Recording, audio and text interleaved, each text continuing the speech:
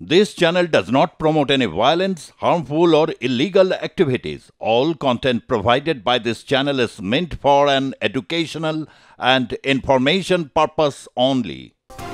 আর এবার যে খবরের দিকে নজর রাখবো সন্দেশখালীর দিকে। গতকাল আমরা দেখেছিলাম মুখ্যমন্ত্রী মমতা বন্দ্যোপাধ্যায় সন্দেশখালীতে সভা করেছিলেন, তার ঠিক 24 ঘন্টার মধ্যেই আজ শুভেন্দু অধিকারী সভা করবেন। বিরোধী দলনেতা শুভেন্দু অধিকারীর সভা রয়েছে আজ, বছরের 2024-এর শেষ দিন, আর এই শেষ দিনেই শুভেন্দু অধিকারীর সভা রয়েছে। আমরা দেখেছিলাম গতকাল মুখ্যমন্ত্রী মমতা বন্দ্যোপাধ্যায় সভা করেছিলেন, তার ঠিক 500 কিলোমিটার দূরেই কিন্তু রয়েছে শুভেন্দু অধিকারীর সভা। আর এ বিষয়ে আমরা কথা বলবো, আমরা সরাসরি চলে যাবো এবং আপনাদেরকে আরো একবার জানিয়ে রাখি আজ শুভেন্দু অধিকারীর সভা রয়েছে, কর্মসূচি রয়েছে এবং তা নিয়ে কিন্তু একেবারে রাজনৈতিক তরজা একেবারে তুঙ্গে। যেহেতু গতকাল আমরা দেখেছিলাম মুখ্যমন্ত্রী মমতা বন্দ্যোপাধ্যায় সভা করেছিলেন, আর ঠিক তার পরের দিনই শুভেন্দু অধিকারী সভা করতে চলেছেন। ঠিক সেই সভা থেকে কি বার্তা দেন শুভেন্দু অধিকারী, সেদিকেই আমরা নজর রাখবো। মুখ্যমন্ত্রীর সভার 24 ঘন্টার মধ্যেই সন্দেশখালীতে সভা শুভেন্দু অধিকারী। সন্দেশখালী 2 নম্বর ব্লকের সবার পাশাপাশি রয়েছে একাধিক রাজনৈতিক কর্মসূচি। রাজনৈতিক উত্তাপে ফুটছে দ্বীপাঞ্চল। গতকাল আমরা দেখেছিলাম মুখ্যমন্ত্রী মমতা বন্দ্যোপাধ্যায় সভা করেছিলেন সন্দেশখালীতে এবং সেখানে কিন্তু দেখা গিয়েছিল একেবারে মহিলাদের সভাতে ভিড় দেখা গিয়েছিল, চোখে পড়ার মতো ভিড় মহিলাদের। আর আজই রয়েছে শুভেন্দু অধিকারীর সভা, যে সন্দেশখালী নিয়ে গত কয়েক মাস আগে কিন্তু তোলপাড় হয়ে গিয়েছিল, খবরের শিরোনামে ছিল সন্দেশখালী। আর সেই সন্দেশখালীতেই গতকাল সভা করেছেন মুখ্যমন্ত্রী মমতা বন্দ্যোপাধ্যায়, আর আজ সভা করবেন বিরোধী দলনেতা শুভেন্দু অধিকারী। এবং আজ এই সভা থেকে শুভেন্দু অধিকারী ঠিক কি বার্তা দেন সেদিকেই সকলের নজর থাকবে।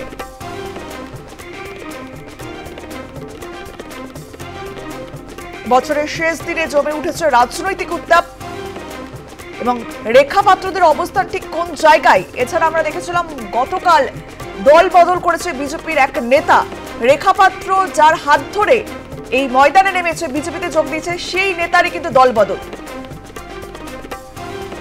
এ বিষয়ে আমরা কথা বলবো, আমরা সরাসরি চলে যাবো আমাদের প্রতিনিধি সুচারু মিত্রের কাছে। সুচারু, মুখ্যমন্ত্রী সভার 24 ঘন্টার মধ্যে বিরোধী দলনেতা শুভেন্দু অধিকারী সভা রয়েছে।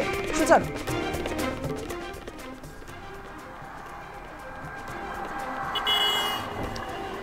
দেখো, মুখ্যমন্ত্রী মমতা বন্দ্যোপাধ্যায় সন্দেশখালীতে এসেছিলেন এবং আসার সময়ই তিনি একাধিক বার্তা দিয়ে গিয়েছিলেন এবং তিনি বলেছিলেন, তিনি কথা দিয়েছিলেন, তাই এসেছিলেন। মুখ্যমন্ত্রী মমতা বন্দ্যোপাধ্যায়ের সভার 24 ঘন্টা এখনো কাটেনি। আজকে পশ্চিমবঙ্গের বিধানসভার বিরোধী দলনেতা শুভেন্দু অধিকারীর সভা সন্দেশখালীতেই, এবং যেটা জানা যাচ্ছে যে দুপুর 1:30 নাগাদ ধামাখালীতে এসে পৌঁছবেন তিনি, তারপর নৌকো পার করে সন্দেশখালীতে পৌঁছবেন এবং সেখানে গিয়ে বক্তব্য রাখবেন তিনি। একেবারে তৃণমূল বিরোধী সুর তিনি কতটা চড়ান এবং যে আন্দোলনে তিনি কিন্তু অনেক সহযোগিতা করেছিলেন, বিশেষ করে যখন সন্দেশখালীর মহিলারা শেখ শাহজাহানের বিরুদ্ধে অভিযোগ করে রাস্তায় নেমেছিল লাঠি সোটা নিয়ে, ঝাঁটা হাতে নিয়ে, এবং সেখানে একাধিক তারা অভিযোগ করেছিল যে মহিলাদেরকে রাত্রেবেলায় পিঠে বানাতে বলে পার্টি অফিসে ডেকে পাঠানো বা জমি দখল করে নেওয়ার মতো একাধিক অভিযোগ ছিল। সেই শেখ শাহজাহান কিন্তু গ্রেপ্তার হয়, তারপর থেকে সন্দেশখালীতে কিন্তু একটা রাজনৈতিক ডামাডোল শুরু হয়। যদিও নির্বাচনের সম্প্রতি যে লোকসভা নির্বাচন হয়েছে সেই নির্বাচনে কিন্তু দেখা গেছে যে ব্যাপক মার্জিনের লিড নিয়েছে তৃণমূল, এবং তারপর এই রাজনৈতিক কর্মসূচি এবং একেবারে বছরের শেষ দিনে অত্যন্ত রাজনৈতিকভাবে উত্তপ্ত এখন এই মুহূর্তে বলা যেতে পারে সন্দেশখালী, যে মুখ্যমন্ত্রীর পাল্টা সভা হিসাবেই রাজনৈতিক বিশ্লেষকরা শুভেন্দু অধিকারীর এই সভাকে দেখছেন এবং এই সভা থেকে শুভেন্দু অধিকারী কী বার্তা দেন দলীয় কর্মী সমর্থকদেরকে চাঙ্গা করার জন্য সেটা দেখার দরকার। রেখা পাত্র, যাকে মুখ হিসাবে বেছে নিয়েছিলেন শুভেন্দু অধিকারী, যাকে টেলিফোনে বার্তা দিয়েছিলেন প্রধানমন্ত্রী নরেন্দ্র মোদী, সেই রেখা পাত্রদের অবস্থান কোন জায়গায় রয়েছে, তার সহকর্মী যারা, তার রাজনৈতিক সতীর্থ যারা, তারা কতটা অ্যাক্টিভ রয়েছেন। কারণ গতকালই বিজেপির এক নেতার কিন্তু দলবদল হয়েছে, তিনি তৃণমূল কংগ্রেসের পতাকা হাতে তুলে নিয়েছেন। এই অবস্থায় দাঁড়িয়ে আজকে শুভেন্দু অধিকারীর মঞ্চে কোনো চমক থাকছে কিনা এবং এই মঞ্চে তিনিও কোনো স্টান্ট দেখাবেন কিনা সেটা দেখার, এবং রাজনৈতিকভাবে তার বক্তব্য কতটা ধারালো হয় সেটা দেখতে হবে। কারণ গত পরশুই তিনি অ্যানাউন্স করেছিলেন যে তিনি সন্দেশখালীতে যাবেন, এবং গতকালও সাংবাদিক বৈঠকে যখন তিনি রাজ্য সরকারের বিরুদ্ধে অভিযোগ করছিলেন যে বিএসএফকে জমি দেওয়া হচ্ছে না এবং বিভিন্ন জায়গায় বিএসএফ জমি পাচ্ছে না, এমন চাঞ্চল্যকর অভিযোগ শুভেন্দু অধিকারী করেছিলেন, ঠিক সেই সময়ই তিনি ঘোষণা করে দিয়েছিলেন যে তিনি সন্দেশখালীতে আসবেন এবং সন্দেশখালীর মানুষের পাশে দাঁড়াবেন তিনি। ফলে আবার সন্দেশখালী কি নতুনভাবে নতুন আঙ্গিকে লড়াইয়ের একটা নাম হতে চলেছে। যেভাবে দেখা গিয়েছিল লোকসভা নির্বাচনের আগে মাস 3-4 লাগাতার সংবাদ শিরোনামে ছিল সন্দেশখালী শেখ শাহজাহানের বিরুদ্ধে একাধিক অভিযোগ এবং সেখানে একাধিপত্য একনায়কতন্ত্রের অভিযোগ, এই সমস্ত অভিযোগের ভিত্তিতে তাকে গ্রেপ্তার করে।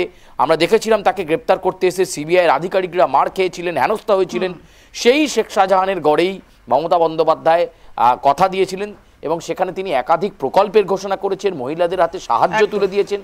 আজকে পাল্টা সভায় শুভেন্দু অধিকারী ঠিক কি করেন বিরোধী দলনেতা হিসাবে, রাজ্যের একজন দায়িত্বশীল রাজনীতিবিদ হিসাবে তিনি কি বার্তা দেন, তার দিকে অবশ্যই নজর রাখতে হবে। দেখো, যেই জায়গাটা আমরা দাঁড়িয়ে রয়েছি এটাও কিন্তু সেই শেখ শাহজাহানের ভেড়ি এবং এই ভেড়ির পর ভেড়ি তিনি ব্যবসা করে একেবারে রাজত্ব গড়ে তুলেছিলেন।